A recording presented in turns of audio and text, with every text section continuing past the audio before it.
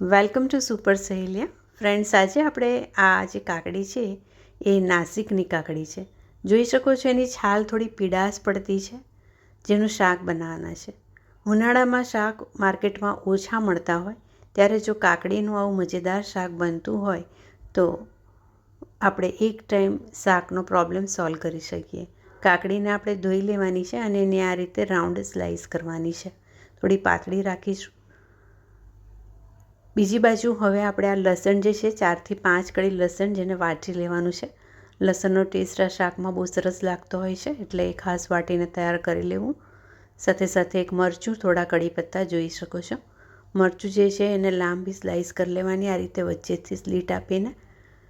હવે એક પેન મૂકી દેવાનું છે, જેની અંદર આપણે એડ કરી દઈશું તેલ 1 થી 1.5 ચમચી જેટલું. શીંગ તેલ અહીંયા મેં લીધું છે. આપ જે કુકિંગ ઓઇલ યુઝ કરતા એ લેવાનું. પછી એની અંદર આપણે 5 ચમચી રાઈ અને 5 ચમચી જીરું એડ કરવાનું છે.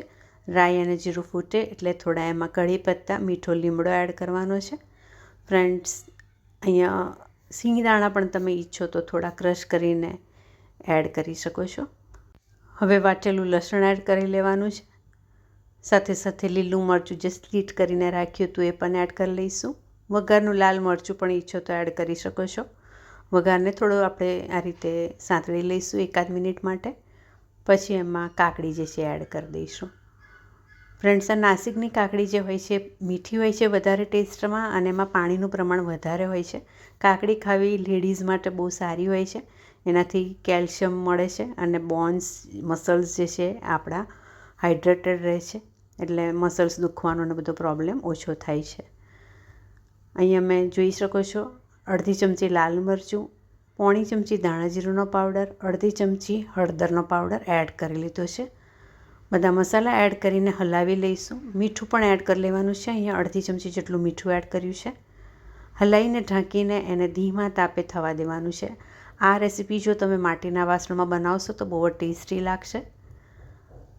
હવે આપણે ઢાંકી દઈશું. એ દરમિયાનમાં એક ટામેટું આ રીતે સુધારી લઈએ, થોડું બારીક. 5 થી 7 મિનિટ સુધી તમે જોઈ શકો છો પાણી છૂટી રહ્યું છે અને કાકડી લગભગ ચડી ગઈ છે. કાકડી લગભગ 90% ચડી જાય એટલે આપણે એમાં ટામેટું એડ કરી લઈશું. બારીક સુધારીને રાખ્યું છે એ. તો ફક્ત 2 કાકડી અને 1 ટામેટાથી આપણે બહુ સરસ આ રેસીપી શાકની બનાવી શકીએ છીએ. થોડુંક મેં લાલ મરચું અને થોડો ધાણા જીરુંનો પાવડર એડ કર્યો, 1 ચમચી જેટલો. હલાવી લીધું છે. મિક્સ કરીને ઢાંકીને હજી બીજી 5-1 મિનિટ માટે થવા દઈશું. ઝટપટ બની જતી આ શાકની રેસીપી રોટલી સાથે તમે સર્વ કરી શકો. ટિફિનમાં ઝટપટ બનાવીને લઈ જવું હોય તો આ એક આઈડિયલ સબ્જી છે. અને ખાસ કરીને ઉનાળામાં જાતની કાકડી મળતી હોય તો આ રેસીપી જરૂરથી ટ્રાય કરજો. ઉપરથી આ મેથીનો મસાલો એડ કર્યો છે, જે આચાર મસાલા આવે છે એ થોડો 2 ચપટી જેટલો એડ કરવાનો અને થોડા લીલા કોથમીર એડ કરવાના.